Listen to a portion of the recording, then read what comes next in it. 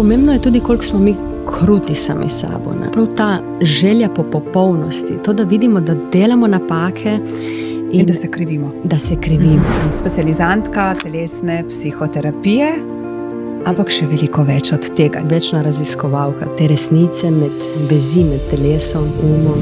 Ustvarjamo stalno pritisk nase in tukaj vedno klecnemo. Ne? Ampak kaj nas žene k tej popolnosti, navidezni seveda? Želja in potreba po sprejetosti, po ljubezni. Kaj ti je do tega trenutka ta terapija dala? Predvsem to, da ranljivost ni samo beseda, ampak je ena lepota. Tja želim iti. Iz tega mesta se želim srečevati z ljudmi.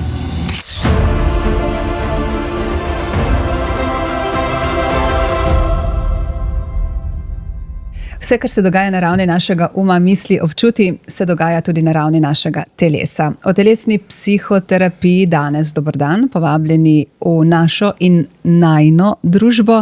Dober dan, Urška Dugulin. Pozdravljena, Martina. Da te predstavim na začetku, poznava se, tikali se bova. Ja. Specializantka telesne psihoterapije, ampak še veliko več od tega. Čeprav bo telesna psihoterapija v osrčju najinega pogovora, kaj ne? Ja, to bo osrednje, ampak zraven sem še mama, partnerka, plesalka, ljubiteljca narave in sploh večna raziskovalka te resnice in vezi med telesom, umom. Morda zdaj, ko si mlada mamica, še bolj, ne? Imaš 20 mesecev stara dvojčka in glede na to, da nas učiš, da telo pomni, telo se uči že iz prenatalnega obdobja dalje, pa čeprav bova zdaj spregovorili tudi o tistem zgodnjem otroštvu, je morda na nek način nek pritisk biti mama, ker toliko veš? Ja, je pritisk. Je pritisk, predvsem dva sta, to je dnevni izziv, da pač čim bolj izreguliraš njihove potrebe, njihove frustracije, vse, kar prihaja. Hkrati si pa samo človek, ne? In tako nečloveško je, kako smo zahtevni do sebe, kako dostikrat, predvsem zaradi te potrebe po tej popolnosti, te slike, ki jo želimo držati o sebi, popolnosti, najboljše naredim, ustvarjamo stalno pritisk nase in tukaj vedno klecnemo, ne? To, ker ne moreš narediti. Ampak kaj nas žene k tej popolnosti, navidezni seveda? Kaj nas žene? Želja in potreba po sprejetosti, po ljubezni. Po ugajanju? Po ugajanju, ampak mi kot otroci zaradi tega, ker nismo dobili ljubezni in potrditve, sprejetosti, tako, kot smo potrebovali, smo začeli izgrajevati, tukaj govorimo o maskah, smo začeli izgrajevati to sliko sebe popolnega, še boljšega. Če bom tak in tak, otrok dela v sebi zaključke, če bom tako, bom jaz dobil ljubezen, sprejeto strani staršev. In ponavadi se vedno obračamo k tistemu staršu, ki je manj prisoten. To se pravi, da njegove lastnosti postavimo na ta pedestal, k kateremu stremimo. Njegove, ne vem, vedno bolj želimo biti podobni temu staršu, ki daje manj ljubezni, ki je manj prisoten. In izgradimo to svojo sliko popolnosti, lažno sliko popolnosti, to masko, ki nas pravzaprav oddaljuje od našega resničnega sebstva, od naše resnične narave.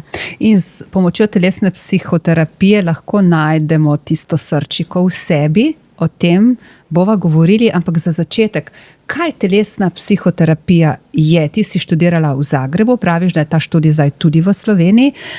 Se pravi, predvsem ta razlika me zanima med psihoterapijo in telesno psihoterapijo. Ja, ko si rekla, jaz sem študirala na Centru za integrativni razvoj v Zagrebu. Zdaj že 4. leto ta ista šola poteka tudi v Sloveniji. Kakšna je razlika? Telesna psihoterapija, dostikrat se sliši, je podobna kognitivni pogovorni terapiji, to si predstavljamo ta filmski prizor, oba sedimo na kavču in se pogovarjamo. Ampak tukaj se vključuje tudi telo. To je ena ta pač razlaga. Druga razlaga, in ta je naša bolj, je pa, da je nam telo in telesni simptomi so že dovolj dobra podlaga, od koder lahko začnemo. Da v bistvu že samo, ni potrebno najprej razumeti enih stvari, ampak že samo izražanje tega, kar občutimo v telesu, je dovolj, da se eno potlačeno čustvo, ena naša situacija razreši. Se pravi, če pridemo k tebi, delamo ne z umom, ali je tu vključen tudi pogovor, ampak predvsem s telesom, z občuti. Se pravi, mi smo danes bolj ali manj v tem zgornjem delu, praviš, v glavi, odločamo se na osnovi racionalnega, vidim, ne pa čutim, ne čutim, ne? Ja, največkrat, ko smo na hitro, se vprašamo, kako si, ne? Vedno je ta v redu, ne? Kaj je v redu, ne? Kaj je v redu? Da sem danes prišla sem, da je doma vse poštimano, da partnerski odnos štima, da je vse lepo krancljano. Da so otroci lepo vzgojeni. Ja, v nedeljo prijemo tja, vsi lepo krancljani. Kaj je tisto od spodaj, ne? Kako sem jaz dejansko, ne? In to gledamo tudi skozi terapijo. Koliko je to, kar človek govori, dejansko povezano z njegovim telesom? Ali res, dokam seže dih? Koliko je telo sproščeno? Koliko je človek v svojem telesu? Koliko je vitalno to telo? Koliko je vibrantno to telo? Zanimivo mi je, ko praviš, da že ko srečaš človeka na osnovi njegovih kretanj, ne vem, grimas, mimike, vidiš, kje je. Se pravi, kako se počuti. Niso vedno potrebne besede, ampak zgolj opazovati nekoga, ki pride k tebi po največkrat pomoč.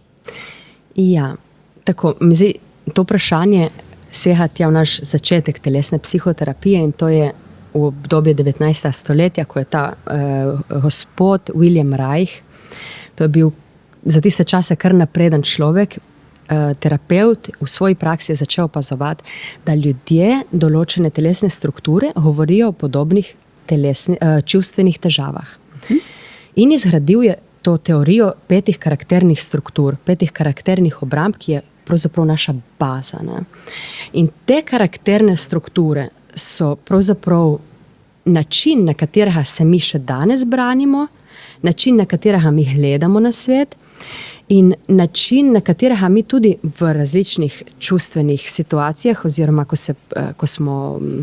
ko nam nismo v redu, mi regresiramo tja. In teh 5 karakternih lastnosti oziroma struktur, kot si dejala, vzpostavimo v različnih fazah otroštva. Ja, kronološko. Od prenatalnega obdobja, že pred našim rojstvom, se začne to izgrajevati. To govorimo o skizoidni, šizoidni karakterni strukturi, ki se dogaja nekje do 1. leta. Zdaj, kako poglobljeno grem jaz lahko v to? Pač to je karakterna struktura, ki sloni in je izgrajena, telo je izgrajeno na strahu. Strah je to, okrog česa se to malo dete sploh lahko oklene. Kdaj začnemo mi že pomniti? Mi začnemo že v prenatalnem obdobju. Se pravi, ko nosimo otroka pod srcem, že vplivamo na otroka, na njegov karakter, na njegove, ne vem, simptome, travme, karkoli pač že. Ja, pravzaprav ta hormonska slika, ta krvna slika mame vpliva na otroka. Ja, stres oziroma nepodprtost, ki jo ena nosečka zelo potrebuje, vpliva na njo in ta povišan kortizol, stresni hormon, neposredno prehaja v živčni sistem, v telo otroka. Se pravi, če bi morala oprosti zdaj svetovati nosečim ženskam, mamicam, čim manj stresa v času nosečnosti, je to tisto, kar skoraj moramo dati svojemu otroku? Ja, in tudi se obkrožiti z ljudmi, ki nas podpirajo. Danes je že ogromno teh tečajev in kako pripraviti se na to nosečnost, kako sploh pripraviti to Gnestece. za prihod otroka. Že preden sploh se pojavi oploditev. Že preden, da mi zavestno vstopamo v to. Ne. Zdaj, to je, jaz bi rekla, to so že višji nivoji, ne. Ampak ja, pomembno je to in pomembno je potem tudi, ko sem rekla, v tej prvi karakterni strukturi vpliva tudi to prvo leto. Ne. In kako vidimo na človeku, taki ljudje, katerih življenje se vrti večinoma okrog strahu, ki so ga doživljali in prejemali preko mame, tudi njihovo življenje se vrti okrog tega občutka nesigurnosti, nesprejetosti. Stalno preverjajo, pridejo v odnosih nesigurni, v kontaktih, težko prihajajo v kontakt. Kako se vidi to na telesu? Kaj naredi strah? Strah nas potegne celo telo, sklepi so tanki, povsod kosti so tanke, mišična struktura je ni, ne? Ker v bistvu mi smo se mogli od nečesa, od telesa, to je prva primarna obramba, mi se branimo od bolečine, mi smo se odvajali, mi smo se disocirali, rečemo. Odvojili iz telesa, mi pravzaprav vidimo, da dostikrat s takimi ljudmi, ko komuniciraš, vidiš, da te gledajo v oči, ampak jih ni. Ne? In ker se je ta rana zgodila najbolj zgodaj, zahteva v terapevtskem procesu največ časa za to, da se izceli. Ker to se dogaja v obdobju, ko možgani, ko naše centri za spomin še niso razviti in telo je to prevzelo nase. In to je šlo nezavedno. Tako da telesna psihoterapija ima tudi eno to prednost, da skozi telo mi prihajamo do nezavednega, ker drugače na kognitivnem nivoju, skozi pogovor, mi ne pridemo do teh delov sebe. Ampak pride kdo k tebi, ki bi rad prišel do tega nezavednega? Verjetno pridejo ljudje s konkretnimi fizičnimi težavami, ki se odražajo na telesu. Fizične oziroma težave. psihi, pač ja. Veliko prihaja ljudi, ki ima panične napade, močnejše anksiozna stanja, depresivna stanja. In to ima vse nekje in ne znajo povezati tega s svojim otroštvom, ne najdejo poveznice. In zato se mi vračamo v ta prvo obdobje in v ta področja, v ta prva obdobja se mi sami ne znamo, ne zmoremo poglobiti, povezati, tudi če imamo danes dostopno vso literaturo. Nivo zavesti človeka je že visok. Ampak to se je zgodilo preveč zgodaj, da bi mi imeli pomnjenje. To je nezavedno. In ki v veliko primerih vpliva na naše življenje. O tem se nikoli ni govorilo, ne? Prenatalno obdobje, kako pomembno vpliva na človeka samega. Ne? Danes beremo lahko o tem, slišimo take, ki se s tem ukvarjate. A to pomeni razvoj človeštva? Zakaj prihajamo danes do teh, bom rekla, tako zgodnjih vprašanj in iščemo odgovore? Mislim, seveda, da se tudi psihologija, psihoterapija hodijo in delajo vedno večje korake. Ne? Danes se piše knjige o telesu, kdaj se je govorilo o telesu. Telo pač imamo, pojemo, se nahranimo. Ne vem, moja nona se ukvarja z eksistencialnimi stvarmi in strahovi. Ja. Danes, o čemer jaz govorim, je to, mi nismo doživeli vojnih časov. Danes živimo v superlativih vsega, v izobilju vsega. Ampak v vsem tem izobilju in vsem teh superlativih, vsem tem še večje, še boljše, še pametnejše, še boljša služba, še bolj uspešni. Nikoli dovolj, ne? Nikoli dovolj. In mi tukaj smo pozabili na telo. Eni hodijo seveda v fitness in vse to, kar je v redu, ukvarjamo se s telesom, ampak iz katerega mesta? Ne? A se mi ukvarjamo zato, da bo to telo, da še bolj nabildamo, ker mi, ko bildamo telo, moramo vedeti, da kdo je izpod tega telesa, ne, ki je tako napumpano. Ne? se izražam zelo po domače, ampak to napumpano telo, to nosijo, to je obramba, ne? To pravzaprav govori, da mi še dodatno jačamo to našo Oklep? ta naš oklep. Ne? Človek, ki gre teč recimo 42-50 kilometrov maratone. Ti na nekem nivoju moraš iti iz te bolečine, ker to ni najbolj enostavno. Ti na nekem nivoju moraš to umakniti, moraš malo pobegati od telesa. Tako da, koliko smo mi v teh dejavnostih v stiku sami sabo. Ne? Ali pa si damo danes si bomo dali en tak super obrok. Ne? Koliko smo mi dejansko v stiku s to hrano, ki jo jemo. Ne? Dosti vsega tega samo navzven. Ne? Ampak kako si prisluhniti? Kako začutiti, kaj nam govori, kaj nam sporoča telo? Prejle si že omenila nekaj knjig, Telo ne laže, ko telo reče ne. Se pravi, o tem se res dosti govori in piše, ampak kako priti v stik s sabo? Da si postavimo vprašanje, kako sem. Dejansko, kako sem, resnično kako sem. Ne? In kje iščemo ta odgovor? In ko sem prej rekla, dobro sem, kaj je dobro? Da definiramo, kaj je dobro. Koliko sem jaz v uhodju? Koliko čutim užitka v življenju? Koliko čutim živosti? Koliko živim jaz svoj potencial? Se pravi, če pridemo k tebi na telesno psihoterapijo, lahko pridemo do več te živosti, ki si omenila. Mislim, da sem v enem od zapisov to ujela. Se pravi, ta živost, ta žuboreča notranjost. Živost, ja. Ampak namen telesne psihoterapije je odpreti pretok. To pomeni, da mi pri osebi izgradimo sposobnost, da bo znala bivati, da bo znala izdržati tudi najbolj močne občutke, najbolj neugodne.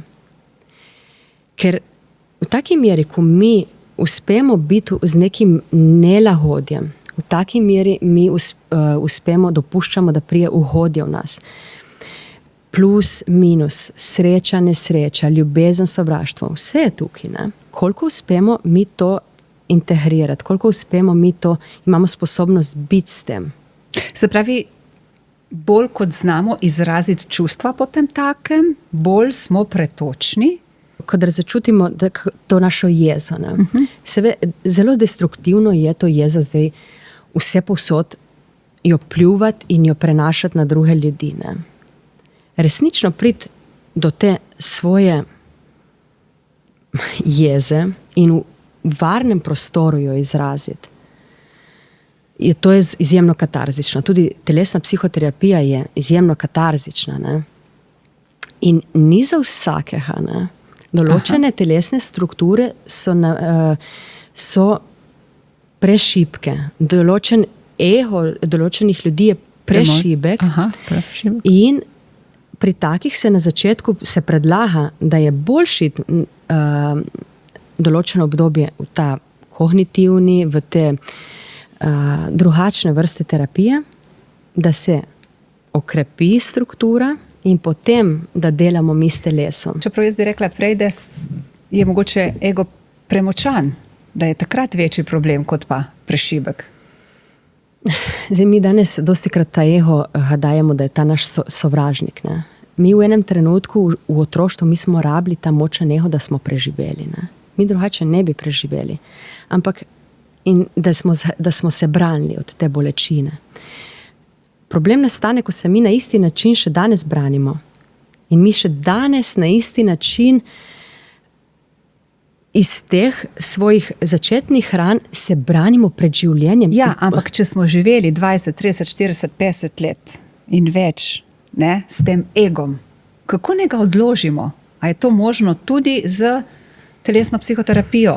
Mislim, sploh zavedati se, da nam mogoče v življenju nagaja. Ja, vleče me ta beseda in videti človeka v svoji ranljivosti. Ne.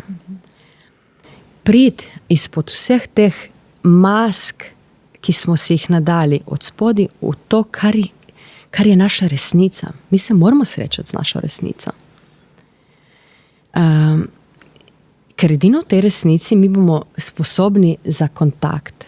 Mi bomo sposobni sebe pravzaprav izraziti naš potencial. Živeti bolj odprto, bolj življenje, bolj polno življenje. Da ne bomo bili v sramu, v krivdah. To so vse te aspekti nas, ki v bistvu so samo navlakan.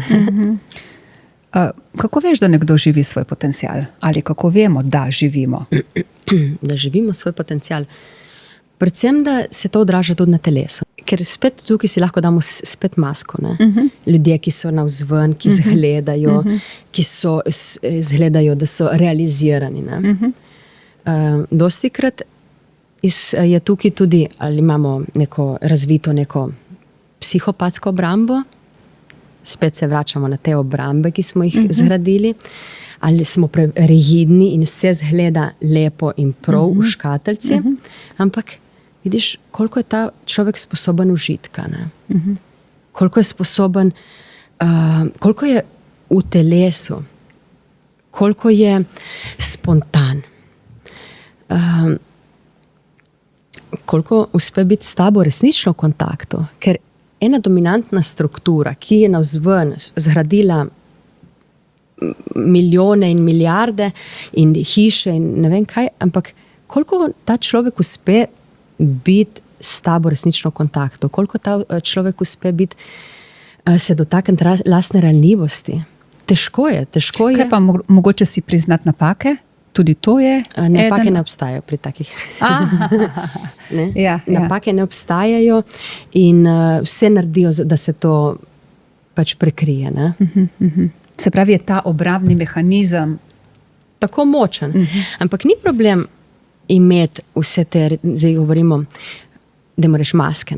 Ni problem maske imeti. Problem je, ko se mi popolnoma poistovetimo s to masko, ko pridemo do te točke v življenju, da smo mi totalno zlepljeni s tem. Totalno mislimo, da to smo mi. Ampak kako tak človek funkcionira v družbi s partnerjem? Lažno. In v bistvu je energija pod masko je najpočasnejša. To je najbolj ubija življenje. In to je ta naša zunanja plast, ta sloj, ki ga kažemo ven, in to nas največkrat pripelje do resnih fizičnih težav. Ker mi lažemo, ubijamo našo bit. Mi smo tako najbolj oddaljeni od naše srži, našega bistva. In kako zgleda navzven? Mislim, predvsem kako mi čutimo navznoter. Vse vprašanje, če se čuti. Če čutimo, Če čutimo, ampak to je pač pot osebnega izpraševanja. Mogoče A pridete do tega na terapijah? Zdaj, ko rečemo, ko sem jaz že omenila psihopatsko obrambo, dominantno strukturo, moče se sliši preveč kruto, psihopatsko, zdaj to, kaj dela ta človek, ampak to je dominantna struktura. To so vodje, uspešni, izjemno uspešni ljudje. Ampak ne moremo potegniti zdaj, sporednic, da so vsi ljudje taki. Ne, ampak predvsem dominantni ljudje. Pri takih ljudeh trpi srce. Tukaj je razcep. Taki ljudje ne morejo priti. In je sam strah je se srečati s tem, kar je tukaj.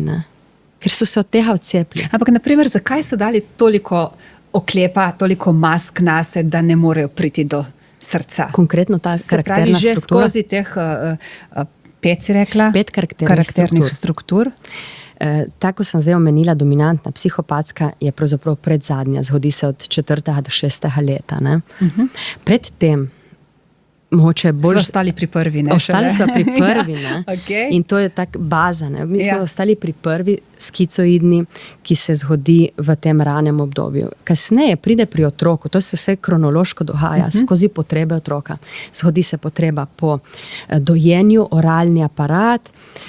Druga karakterna struktura je oralna, ki se dogaja nekje do 2. leta, od 6 mesecev do 2. leta, ko otrok ne dobi dovolj, ko mama nima dovolj kapacitete, da tega otroka nahrani in hkrati, da čustveno ostaja ob njegovih potrebah. Nima tega izgrajenega in ta otrok ne dobiva dovolj. Ima občutek, zame ni dovolj. Zame ni dovolj pozornosti, mamine pozornosti, ki je v prvih 3 letih najbolj pomembna. In kasneje v življenju zame ni dovolj. Zame ni dovolj ljubezni, zame ni dovolj denarja, zame ni dovolj. Take osebe dostikrat grejo v vlogo žrtve, ne prevzemajo odgovornosti zase, za svoje življenje, ne razumejo. Vsi so krivi samo oni, ne? Ja. Ne izražajo svojih potreb, lastnih mej ne poznajo, velikokrat grejo v depresivna stanja, ker niso realizirani. Ne? In stalno so v odnosih, imaš občutek, da so te oralni sesalci, ne? To stalno, dej ti zame, ne? Odvisen je ta karakter je izjemno odvisen še, ne? Dej ti zame, tudi v partnerskem odnosu, dej ti zame, ne vedno se na nekoga nasloniti. Ne? In tudi telo je potem, če si predstavljamo to, da išče, oralni aparat išče, usta iščejo in ti v enem trenutku odnehaš in zgodi se ta kontrakcija, zgodi se ta kolaps in mi odnehamo v življenju. Ne? Tudi ta struktura je tako navzdol. Kaj to pomeni, ne zmoremo več? Ne zmoremo več, odnehamo od tega primarnega impulza. In tukaj ni, telo je šibko, prav tako, ampak mišice so, ampak so mlahave, vsa ta energija je tako... Razen, če gremo v fitness. Je to stvar, s katero lahko to zakamufliramo, če rečem takole. Ali se tega ne da? Ne hote, govorim pač... Ja, ampak taki ljudje težko tudi posežejo po tem, da bi zdaj fitnessirali, ne? Ker je vedno, dej ti rajši zame, ne? Dej ti mi povej prehranske, ne vem, kakšne metode. Ne? Niso proaktivni. Niso proaktivni in dostikrat se tudi ukvarjajo s prehranskimi težavami, motnjami hranjenja. Pač nenahranjeno, ne? Ta del je res zmanjkal. A je tu pomembno potem, ali v tem obdobju mama doji ali ne, glede na to, da govoriš o tem? Ja. To vpliva na otroka, na njegov razvoj, na kasneje njegovo dojemanje sveta. Ja. Jaz mislim, da to je, pač dojenje je ključno, ne? Da se seveda nimajo vsi možnosti in se ne pri vsakemu v tej meri razvija, ampak potem pa, da saj imamo to prisotnost, totalno prisotnost, ta stik z otrokom. Da se zavem, ok, to nam ni steklo, ampak gremo, da ne gremo v ta občutek krivde. Ne? To nam ni steklo in iz tega občutka krivde vnašamo to energijo v ta odnos, ko bi otrok nas rabi, hraniti se na nas, na ta objem, to našo strpnost, da še tukaj stopamo v to našo dramo, ni. Se pravi, se da nadomestiti s tem stikom, s to povezanostjo, s to bližino, tudi ta način. Ja, da se, ampak še vedno en del jo zmanjkal. Ker to je tako naravno. Ne? Dojenje ni neka pridobljena stvar. Ne? To je naravno. Ne? Da je. Jaz dostikrat se pohecam pri Italijanih, ne? Ker v bistvu pri njih je sistem tak, da grejo mame že pri 3 mesecih delati. Ne?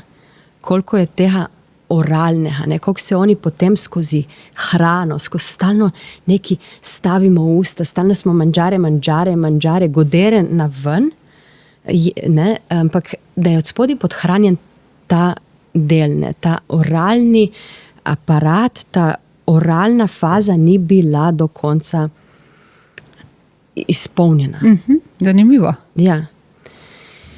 Potem pridemo do naslednje in se mi zdi pomembno, da jih poudarimo. Absolutno, tretja, ne? Tretja je mazohistična karakterna struktura, ki se zgodi od nekje 4. leta, ko smo mi motorično že sposobni, gremo v svet in smo za naše starše, smo preveč.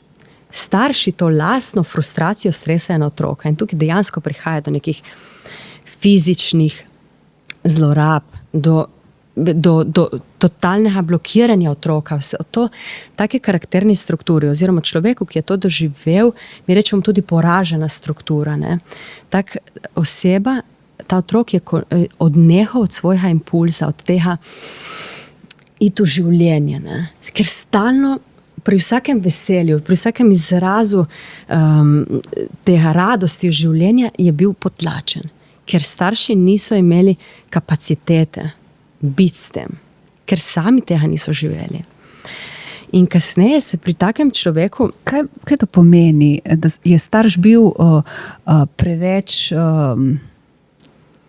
ukazovalen, preveč omejujoč, preveč je otroka nadziral? Kaj konkretno delamo? Ja, zdaj moramo vedeti... Narobe mislim. Ja, da moramo vedeti, da v mestih, kjer mi nismo bili v našem otroštvu, če smo mi zdaj starš, če mi kot otroci nismo bili podprti, videni v frustracijah, v naši jezi, seveda, da nas jeza otroka ali pa frustracija, nas mečejo ven. Spravi v stisko. Da nas jeza otroka lahko spravi v stisko. Da nas strma otroka spravi v stisko. V stisko, ampak kaj mi s tem naredimo?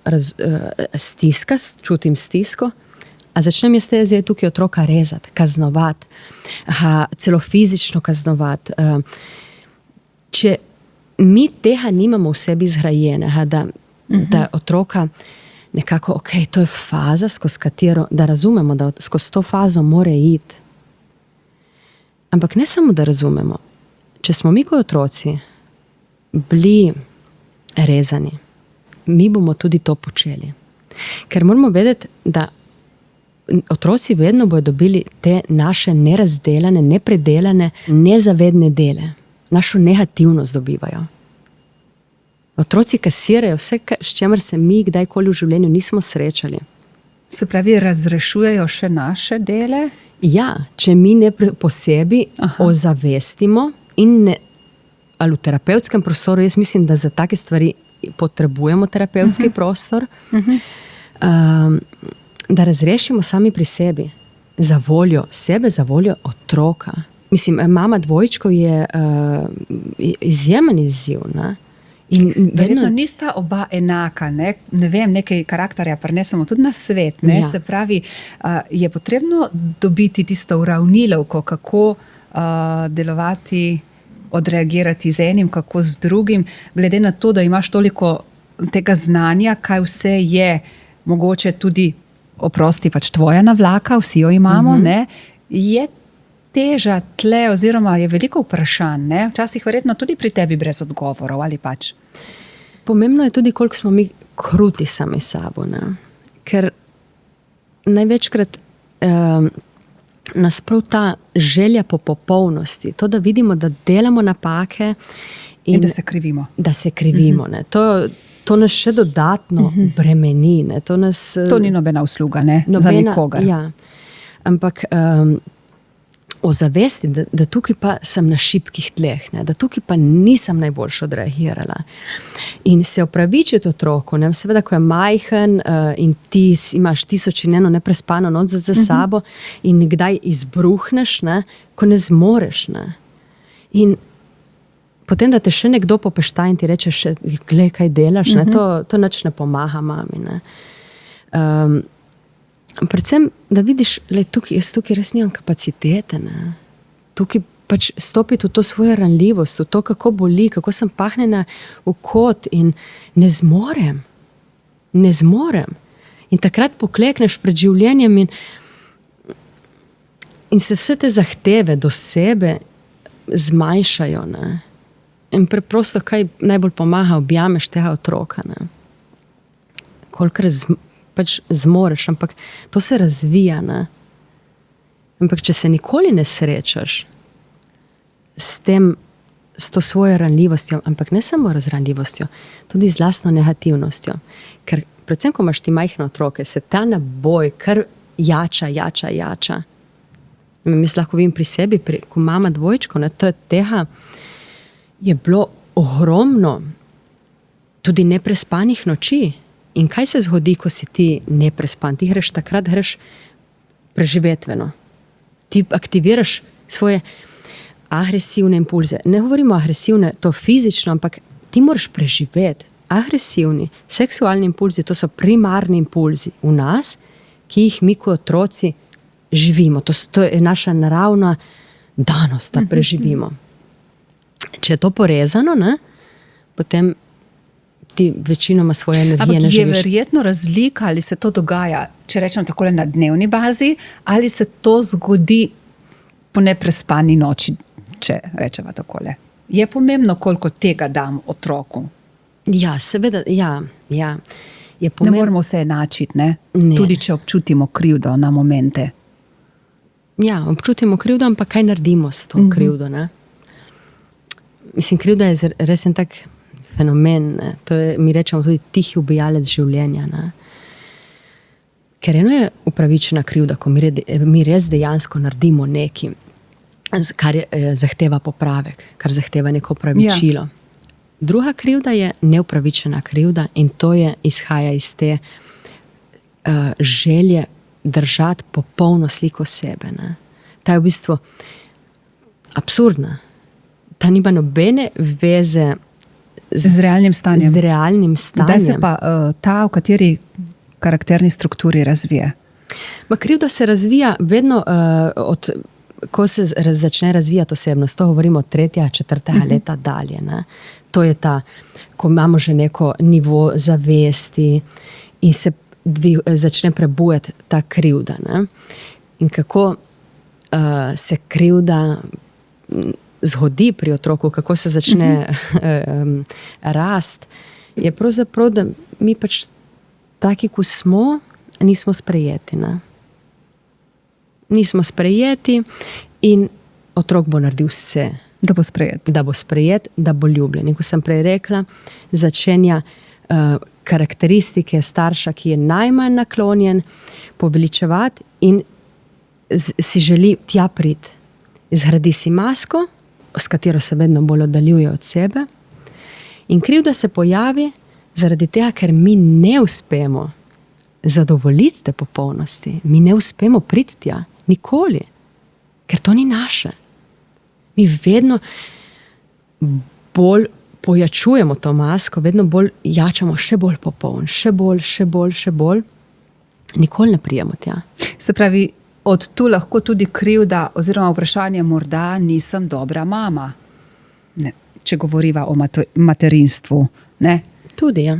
Ja. Se pol bi lahko govorile, kaj je to biti dobra mama. Ne? Ampak hočem reči, krivde se lahko, ne vem, odražajo vse povsod. Krivda je pač res en tak invaziven občutek. Uničuje nas. Ne? Predvsem ta neupravičena krivda, ne? Ki pač je, zakaj sebe krivimo. Ampak je pa verjetno, kot si dejala, se pravi, treba ločiti med upravičeno in neupravičeno. Mislim, upravičena je pač ta, ne, da se mi zavedamo, mi smo dejansko naredili nekaj. Ne? Ne vem, ti otroka udariš. Ne? To ni v redu, ti si prestopil fizično mejo. Ne? In eno je to, da se zaveš, drugo je, da se opravičiš in popraviš. Ampak še vedno lahko imaš krivdo, naprimer, da si nekaj storil. Potem se pa naučiti bivati s to krivdo.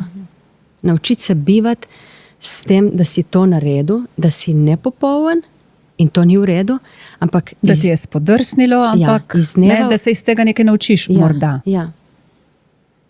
Ker pa, če se pač ti stalno, govorimo o tej neupravičeni krivdi, ne, ko, mi se lahko počutimo krive, ker uživamo. Mi se počutimo krive, ker živimo boljše kot nekdo drugi. To so absurdi, ne?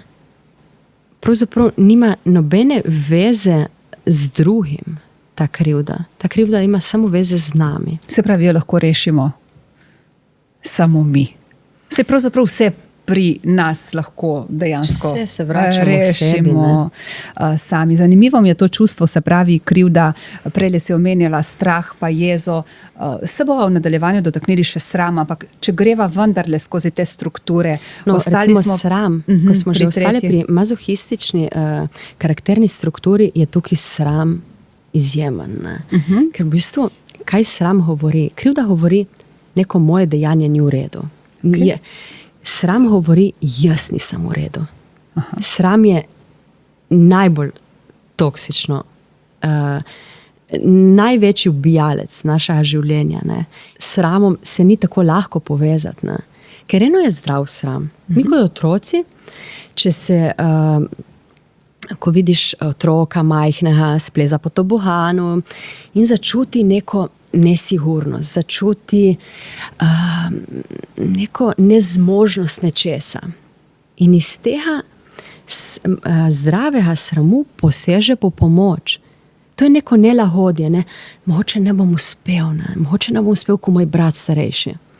In iz tega zdravega sramu on poseže ven po pomoč, poseže v kontakt. In prosi, tata mi pomagaš, tata mu pomaga. Če mi tukaj iz našega nepredelanega dela, ne, tako, dej spusti se dol, dej ne biti tukaj, ne vem, neka reva, poglej, kako vsi grejo. Ne. Ti misliš, da boš s tem okrepil otroka, ne, da bo bolj močen, šel v življenje. Ne. Tako lahko si predstavljamo, ampak pravzaprav ti otroka režeš tukaj. Ti mu daješ informacijo, da njegova potreba ni v redu. Da njegova potreba po pomoči ni v redu. Da on ni v redu. Kaj pa to, da nekdo, ki se z njim pogovarjaš, ne vem, in razume pogovor ali kritiko kot osebno, da je z njim nekaj narobe. Mislim, to, da vzamemo osebno neko zadevo, je to povezano s tem sramom? To je bolj povezano s našo masko, ne? Ker v bistvu, ki temelji na tej popolnosti. A veš, vzeti osebno neko zadevo, ko ti nekdo nekaj reče, ali pa ne tako, ko rečemo vedno, ne kritiziraj otroka, kritiziraj njegovo dejanje. Ne? Razumeti, da si kritiziral dejanje, a sem dovolj jasna? Ja, ko rečeš otroku, lej, to, kar si naredil, ni v redu. Druga informacija je, ti nisi v redu. Ne? No, ampak zakaj nekdo razume, jaz nisem v redu, nekdo razume, nekaj nisem naredil v redu? Mislim, v življenju zaradi nasploh. tega, ker se mu je to dogajalo. Ne? In nam se dvignejo alarmi in nam se dvignejo stare rane. Ni to povezava s sramom. Jaz bi bolj tukaj rekla, da to je povezava z našo masko, ne? S tem sliko, S to popolnostjo. S to popolnostjo, so sliko, ki jo kažemo navzven, ker v bistvu stalno iz tega lažnega dela sebe stalno čekiramo, stalno gledamo, kako se drugi odzivajo do mene, kako me, ne vem, nekdo zaradi svojega slabega dne malo drugače pozdravi in jaz že misliš, kaj je narobe, ne? Ja, in že gledam, je pomaknil, to ima veze z mano. Ne? Ne? Stalno se s to lastno negotovostjo mogoče, ne? Srečuješ. s tem da ne dosežemo te popolnosti. Vse je, to je zdaj popravo, to je vse vežemo nase. Ne? Kaj pa ta sram še vedno, ko velikokrat naletimo na stavek, ne vem, kaj bodo rekli drugi, se pravi, je stavek, ki je ubil največ sanj. A je to tudi sram pred drugimi, kaj bojo rekli, če se v moji družini dogaja to, kaj bojo rekli, če se obnaša moj otrok tako, kaj bojo rekli, ne? Je to tudi zraslo v eni od teh karakternih struktur, povezavi s tem, mislim konkretno na sram?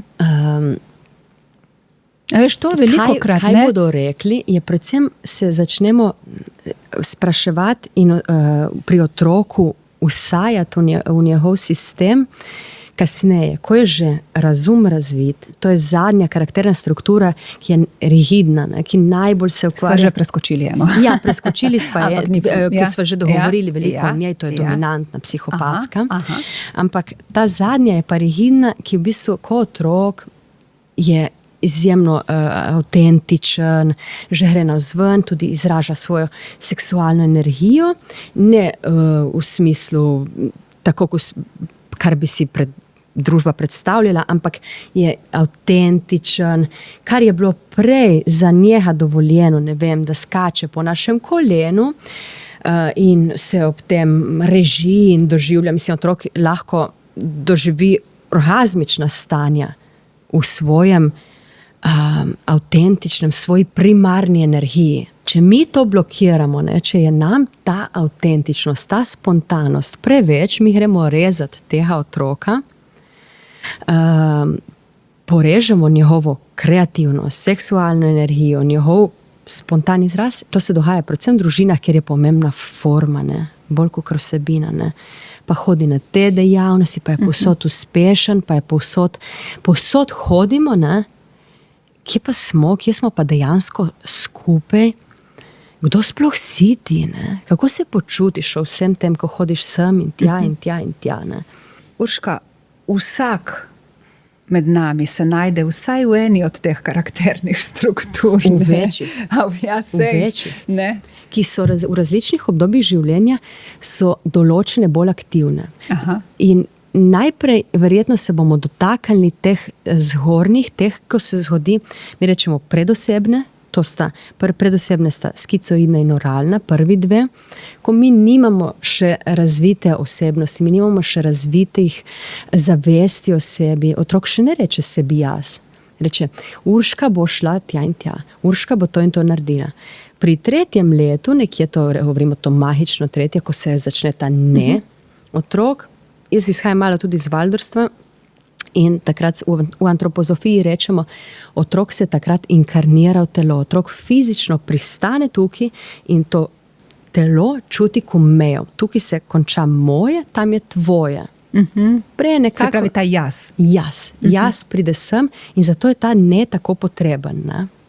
Seveda, zdaj tukaj je vse lahko govoriti, dokler se ti ne srečaš s tem. Ne? In potem ti, ko starš doživljaš ta ne. Tebi se mudi v vrtec, vse je ne, vse se meče po tleh. Ne?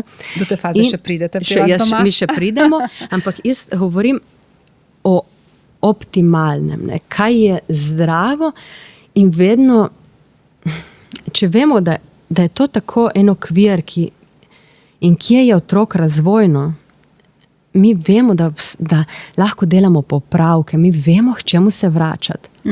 Če pa mi izhajamo samo iz odraslega, jaz imam prav in po moje bo, ker pač svet je krut in tako in jaz se moram pripraviti za ta svet, potem dostikrat povozimo tega otroka in prej si me vprašala, otrok prinese s sabo temperament. Ja, otrok prinese tudi eno svojo zgodbo. In kar je za enega otroka ob določenem staršu popolnoma normalno, sprejemljivo, prijetno, je lahko za drugega otroka, ki je bolj senzibilen, razdirujoče. In zato mi moramo vedeti, da noben oseba ni sposobna popolne ljubezni. Nobena. Se pravi popolne ljubezni do drugega, do sebe? Do otrok. Aha. Da bi popolno ljubezen dajo. Ker imamo toliko tega svojega, toliko, mislim, če bi bili mi razrešeni, če bi mi že vse te nivoje predelali, mi ne bi bili tukaj. Ne? Mi smo v tej človeški podobi zato, da te nivoje... To lažba. To lažba. Dejstvo, da rastemo, da hodimo po tej osebni poti. Ampak kako poskrbeti za več pretočnosti? Tudi s temi vsakodnevnimi, bom rekla, dogajanji, opravili. Ne vem, ne zgolj, da moramo potrkati na tvoja vrata in se poslužiti telesne psihoterapije. Kako lahko človek poskrbi za večjo pretočnost? Potem praviš, je vse lahkotnejše. Ja, tako da se vračamo v telo. da In kako se vrnemo v telo? kako se vrnemo v telo. Primer je, jaz dostikrat ljudem rečem, da to lahko delaš doma. Ne? Da spravimo telo malo v en tak stresni položaj, v en tak, ne vem, da recimo s prsti na stopalih raztegujemo tla, kot da bi trhali en papir med prsti. In začutimo ta stopala, kako se uhrezajo tla, da začutimo to, Ta stik s ta tlemi? stik s tlemi, ampak hkrati ta upor, da vlečemo ta stopala. Ne? To v bistvu aktivira naša stopala, aktivira naše mišice, naše noge in aktivira celo telo, odpreti prstni koš. Seveda, zdaj, če mi to živimo celo življenje tako, to so same besede. Ne? Ampak če pa enkrat samo malček, da izkusimo, kako je odpreti stopala, aktivira cela stopala. In to lahko recimo, ko človek doživlja tremo nekje, preprosto se prizemljiti. Ne? Samo ta stopala, pohrezati jih še bolj pritisniti v tla, začutiti ta upor, začutiti telo, začutiti, stalno se vračati na telo. Ne? In odpreti prstni koš, hkrati se odpre tudi medenica, če delamo to v stoječem položaju, zravnamo vrat. Kako je naša čeljust? Ljudje delajo razne grimase. To je danes vse ljudje že to delajo, ne? Pevci, ko preko grejo na nek nastop. Seveda to niso ljudje, ki kar stopijo gor. Pojejo se, aktivirajo. Preprosto zavestno dihati, ne? Vdahan, do kam seže dih. Še globlje vdahant. Ne? In preprosto biti s tem, kar je izpod te kože. Ne? Biti s tem, tukaj je nelagodno. Ne? Se pravi, dih je tudi pomemben, ne? Mi veliko delamo z dihom. Ne? To je prvi znak, ti vidiš človeka, ko pride na terapijo in vidiš, da dih Skoraj ga ni. Ja, in da dih ni povezan s tem dobro sem. Ne. Ni, ne, ljudje podihavamo življenje. Ne. Kaj bi mogli pa, tako že pravi, ne? Vdihan s polnimi pljuči. Ja. Potem je pa tudi, recimo jaz delam tudi s plesom, ne, tudi hip, ne, spontanost. Ne. Predvsem te rigidne strukture je izjemen odpor obstaja do plesa. Ne. Ker tam se mi srečamo spet s to našo avtentičnostjo, ne, s tem užitkom. Ne. Se pravi, ali tu vidiš, kdo se popolnoma prepusti, ne, ritmu, plesu, ne glede na to, kaj delajo vsi ostali poleg. Ne? Ampak glej, če smo zdaj, ne vem, na eni zabavi in se ti popolnoma prepustiš in vsi so okrog tebe rigidno plešejo, ne? To naj te ne bi motlo, ne? Ti si ti, ampak ima človek toliko poguma, redko kdo, ne? Ponovadi se poseže po substancah, ne? Da pridemo do teh stanj, ne? Da se ti sprostiš, ne? Takrat je pa dovoljeno. Ne? Ampak kako bi bilo, da pa jaz res lepa glasba in plešem iz sebe nek užitek tega giba. Ne? Ponovadi mi plešemo skoraj na mero. Strukturirano, toliko, da ni preveč. Ne? Se pravi, ti imaš tudi te delavnice plesa, giba skozi ples. Mi se vračamo v telo, mi najprej imamo to vodeno meditacijo, ko se vrnemo v telo, kako bi se želelo moje telo zdaj premakniti, kje čutim ugodje v telesu, kje čutim nelagodje. Kako bi bilo, da samo sprejmem to trenutno situacijo. Da pravzaprav pustimo vse zgodbe, s katerimi smo prišli do dvorane, plesne dvorane, kjer plešemo, pustimo pred vrati in si vzamemo te 2 uri samo, da smo na zmenku s telesom. Po kolikih srečanjih dejansko pride do zmenka s telesom? Ja, odvisno koliko človek že odprej ima neke podlage. Obstajajo ljudje in jaz pravim, da skupina ima izjemen vpliv. Ker čredni nagon? Čredni nagon, ampak lahko je pozitivno. Kako vidiš, da ljudje, da so spontani, da so svoji. To nas jaz hočem priti tja. Jaz hočem biti tako spontana, kako odkleniti ta moja vrata. Ne? Kako bi bilo, da te roke, ki so trenutno plešejo samo tako robotsko, da odprem te roke. Ampak popraviš?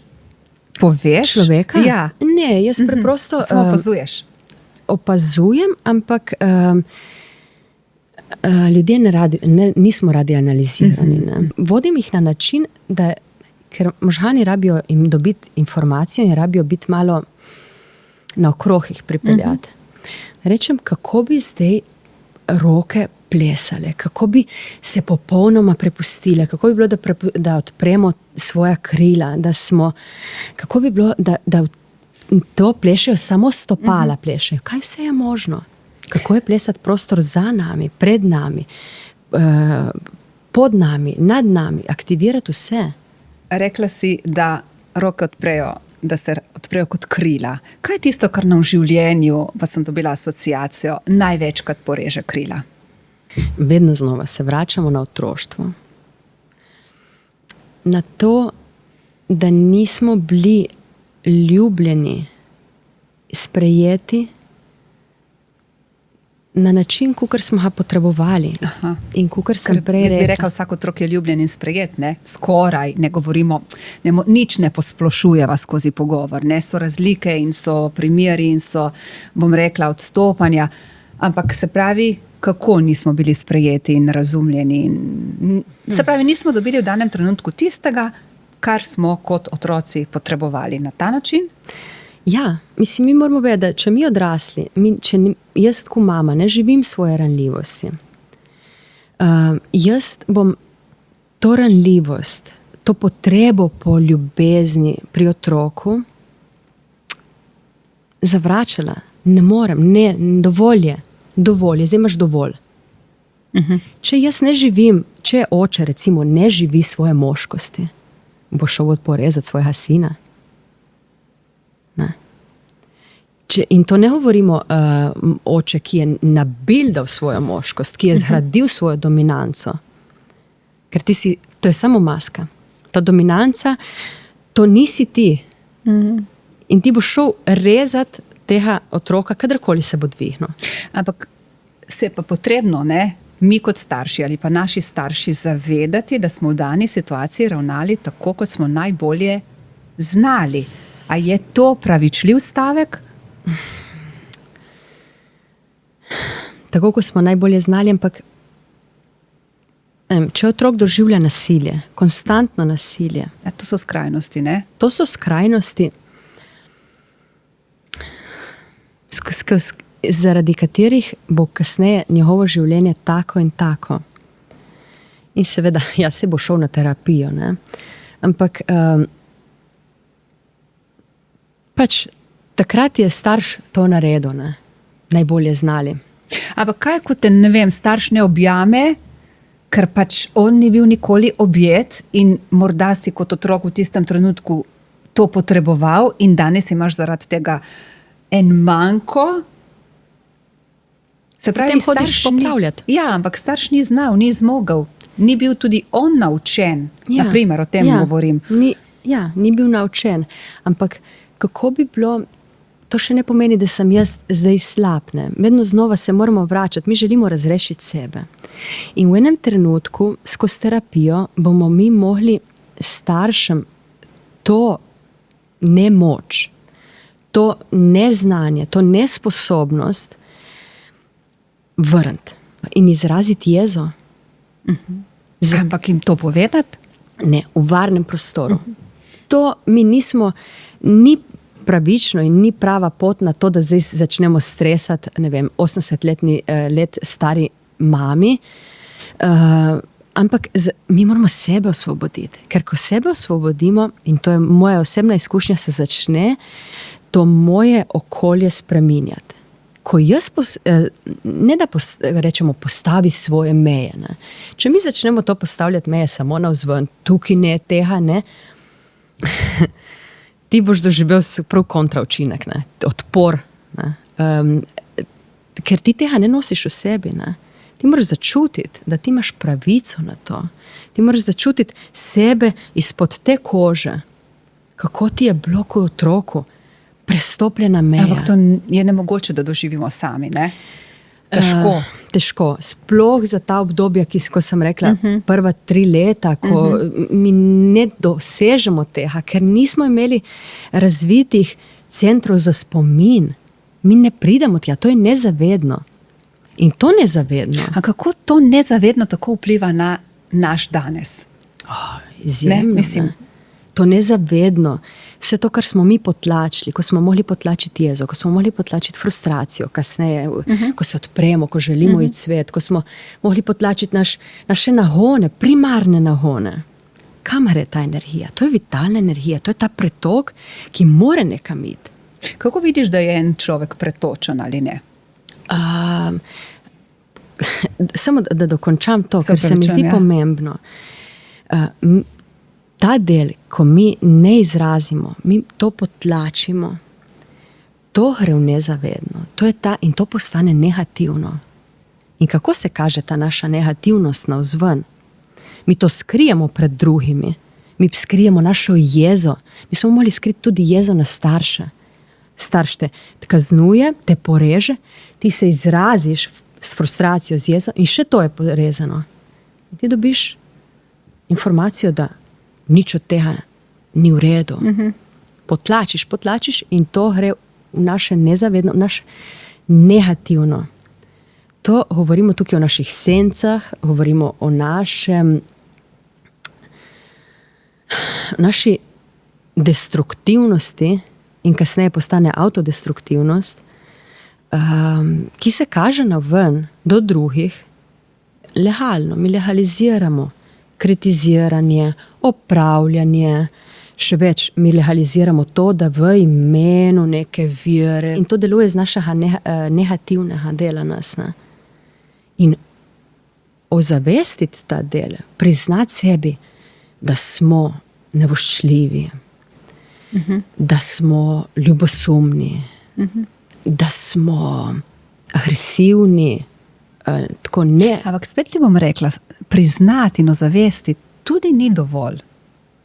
Najprej mi moramo videti ta del, ga sprejeti, ga na nekem nivoju mi moramo priti do tega potlačenega dela nas, v varnem prostoru izraziti lastno žalost, globoko žalost, izraziti ogromen bes, predvsem pri, recimo, ko sem rekla, mazohistična struktura, ne, to je toliko potlačenega besa, da taki ljudje bojo izjemno težko prišli, rabijo kar nekaj časa, da v terapiji to izrazijo, ampak ker to so tampirane bombe, ne, kadar to izrazi, mislim, to je, imajo občutek, te ljudje imajo občutek, da to bo zrušil vse. Ne, se pravi, so ti, že prej si rekla, katarzični trenutki joka, besa, smeha, kričanja, vse to doživljaš? Ja. Vse to doživljam in ko vidiš ti človeka, ko pride do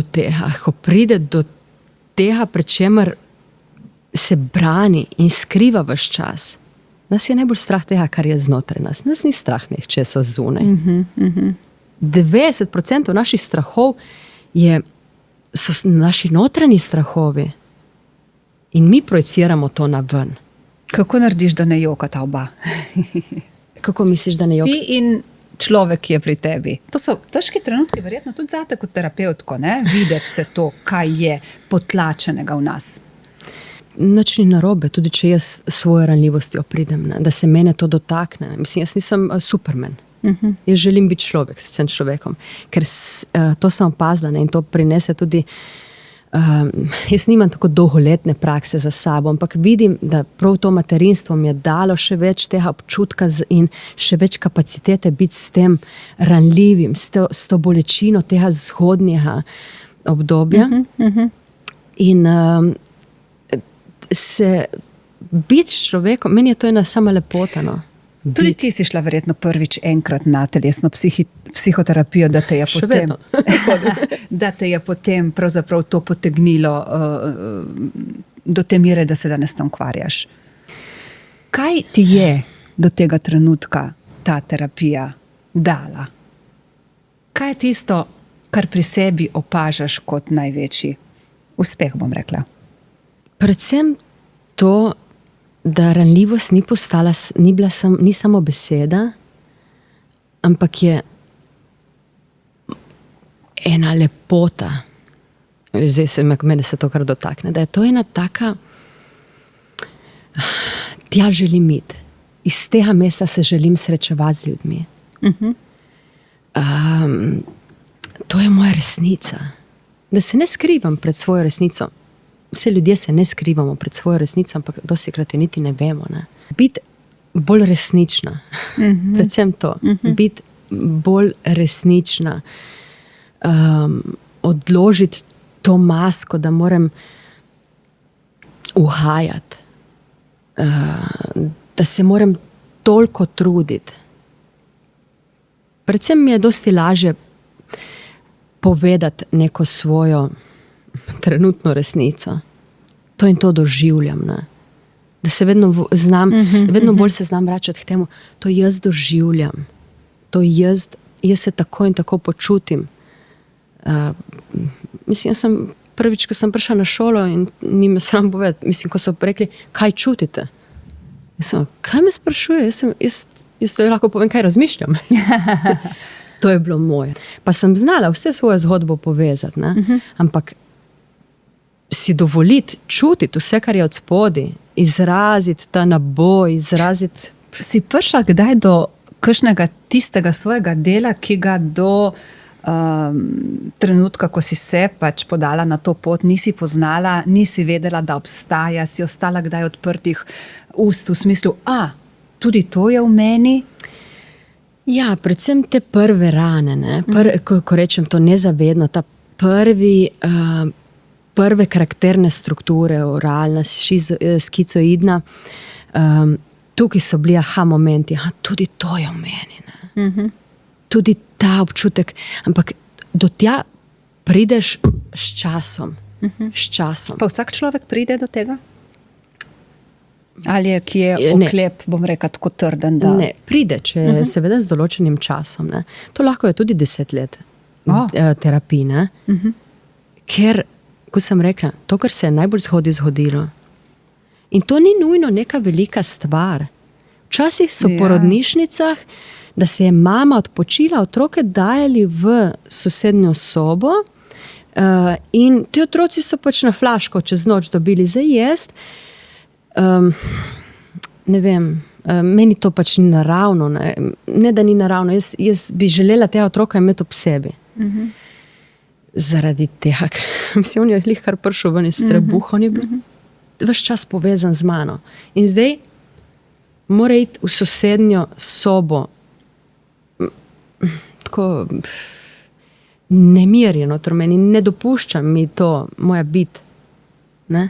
In seveda se lahko zgodi. Urška, še to, telo ne laže, ne? Verjetno največ ljudi pride do tebe zaradi fizičnih težav, predvidevam.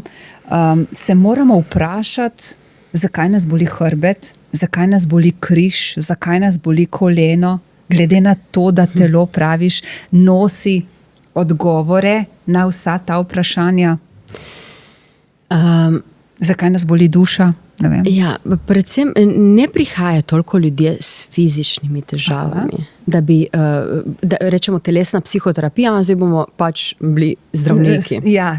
Ne. Okay. Ljudje pridejo preprosto, panični napadi so pogosti, pogoste so depresije, anksiozna stanja, ampak dve veliki,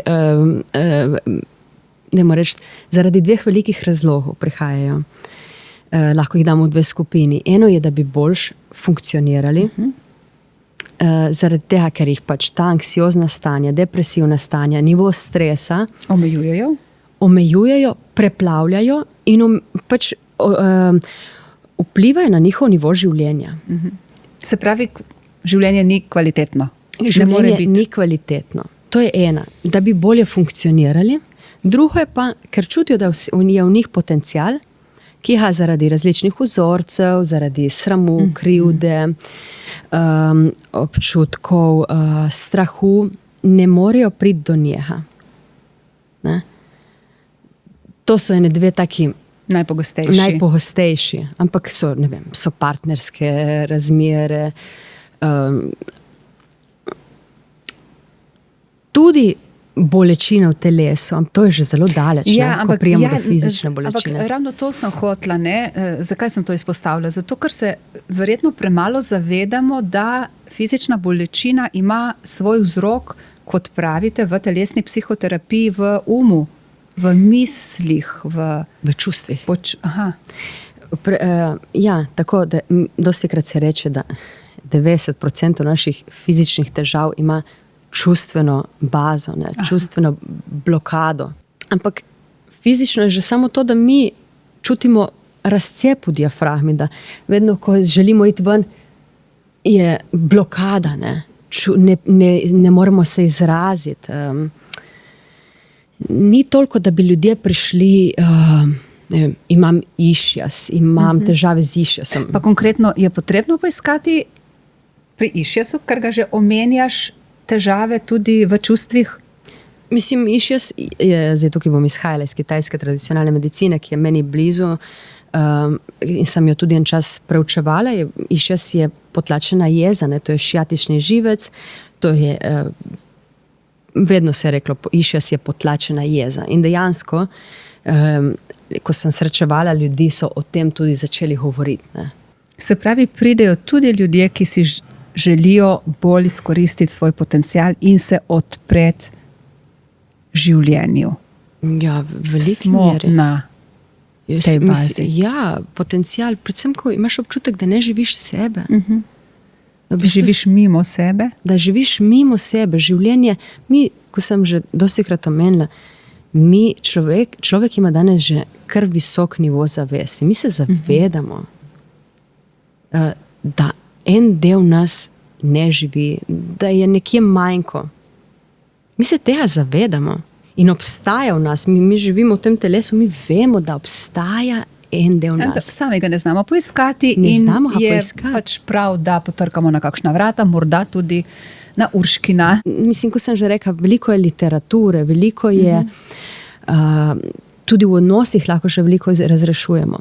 Ampak določene stvari mi ne bomo, predvsem tukaj govorimo o nezavednem, ampak tudi kasneje, določenih delov mi se ne bomo dotaknili, ne znamo priti tja. Predvsem pa ne po krajši poti, verjetno je ta tvoja pot ena Ja, to je tudi ena od krajšnica. prednost telesne psihoterapije, ker ko vključujemo telo, mi pohitrimo en proces. Ker na kognitivnem nivoju mi se dostikrat vrtimo okrog lastnih zgodb. Proces, psihoterapevtski proces, je nenaravno je reči in izvajati brez da ne bi vključili telo. Telo je del te celote. Telo, čustva, mental, to vse smo mi. Ne moremo ga izključiti. To telo mi imamo od samega začetka. Od samega začetka. Preko, ker smo imeli zavest o samih sebi. Preko smo mi sploh znali govoriti. In dostikrat rečemo v psihologiji, psihoterapiji, se reče, telo je naš real self, naš resnični jaz. In če želiš res vedeti, kako si, vprašaš telo. In če ti da odgovor, ne vem, pomeni, da smo se že kar oddaljili od lastnega sebe. Da smo oddaljeni od svoje resnice. Ne vem. Ne vem, kako sem. Urška Dugolin, za konec upam, da si v redu, če te vprašam, kako si že, ker o tem govoriva? Nikoli ne odgovoriš samo z v redu, ko te kdo to vpraša? Jaz rečem pisano, ne. V redu sem, vedno se sprašujem, kaj bi še, zdaj bi lahko še to povedala in nikoli ni dovolj časa, ker to pač je tema, ki me Razlog, zanima. da se še ujameva. Da se še ujameva. Ampak postavljati bom še eno vprašanje, kaj te je življenje naučilo? To me vedno znova zanima.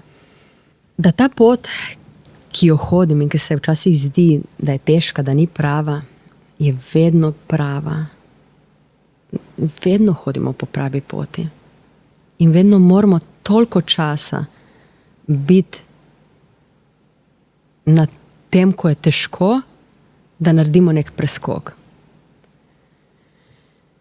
Tako, no, jaz ne dvomim v življenje. Ne. Tudi ko včasih ni bilo tako, kot sem si jaz želela, zdaj vidim za nazaj, Da je bilo tako prav. Da je tako prav. Ampak v tistem trenutku ni to najboljša tolažba, ne? Ni najboljša tolažba in tudi ni tolažba, da čas bo vse zacelil. Čas odnese, ampak ne pa zaceli. Življenje me še zmeraj uči, tako bom rekla. Ja, hvala za vsa tvoja spoznanja, ki si jih delila z mano, z vsemi, ki so ta hip na najinih frekvencah, in upam, da še kdaj takole pred mikrofonom, seveda v želji, da si odprla, ne, okna marsikoga in marsikomu, ki se sooča z vprašanjem, kako sem, pa si morda ne zna na to odgovoriti. Hvala, Martina, in se veselim na še. Tako, hvala za obisk in lahko mahava poslušalkam, poslušalcem, gledalkam in gledalcem. Hvala, ker ste bili v naši družbi.